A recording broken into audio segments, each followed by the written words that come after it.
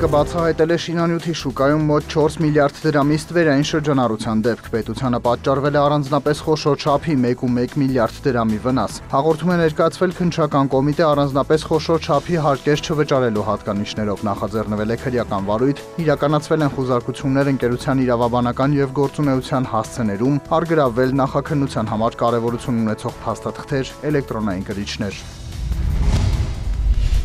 920,568 կնքված ու գործող ապահովագրական պայմանագիր 42 միլիարդ 811 միլիոն դրամ ընդհանուր արժեքով 2024-ի պատկերն է։ Ըստ մեծության ամենատարածված ապահովագրական տեսակներն են մեքենաների ապաները, առողջապահության, ապա գույքի ապահովագրությունը։ Ավտոապահովագրողների բյուրոյի տվյալներով 2024-ի վերջի դրությամբ ապահովագրված մեքենաների թիվը հասնում է 675,000-ի։ Քանի որ կարճաժամկետ պայմանագրերը կնքվում ու վերականգնվում են, ընդհանուր կնքվել է 1,300,000-ից մի քիչ ավելի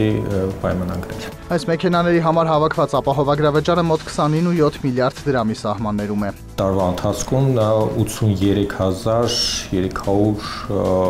այդպիսի հատուցման դիմում է կարգավորվել, որոնց գծով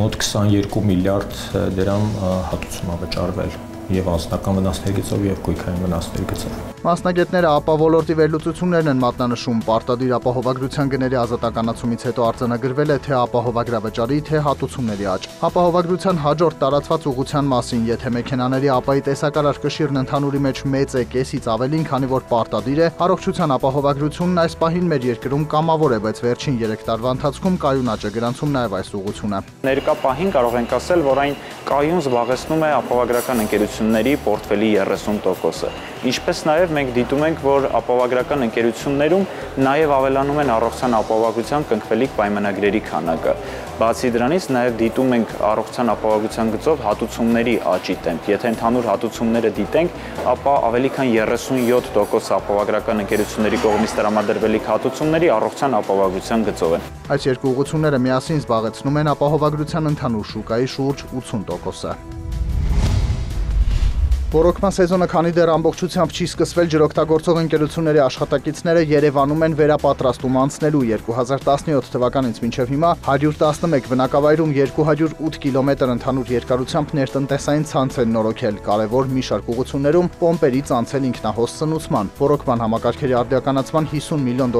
ծրագրով կատարած գործերի մասին ներկաներին տեղեկացրել է տարածքային զարգացման հիմնադրամի ներկայացուցիչը։ Կառուցվել է 7 ինքնահոս համակարգ, 37.4 կիլոմետր ընդհանուր երկարությամբ, որի շնորհիվ 8 պոմպական դուրս է եկել շահագործումից։ Վերականգնվել են մայր եւ միջտնտեսային ջրանցքների 135 կիլոմետր ընդհանուր երկարությամբ վթարված հատվածներ։ Որպեսզի թարմացվող ջրային ենթակառուցվածքների շնորհիվ երկրում ավելանա գյուղատնտեսական բերքը, համակարգի աշխատակիցները պետք է կարողանան այն ճիշտ կառավարել, ինչի համար վերապատրաստում է անհրաժեշտ։ Ծրագրի 4-րդ բաղադրիչը հենց այդ դասընթացների անցկացումն է, ինչը մեկնարկում է ՄԱԿ-ի Պարենի ծրագրի ու Պոլիտեխնիկական համալսարանի միջև հուշագրի ստորագրմամբ։ Պոլիտեխնիկական համալսարանը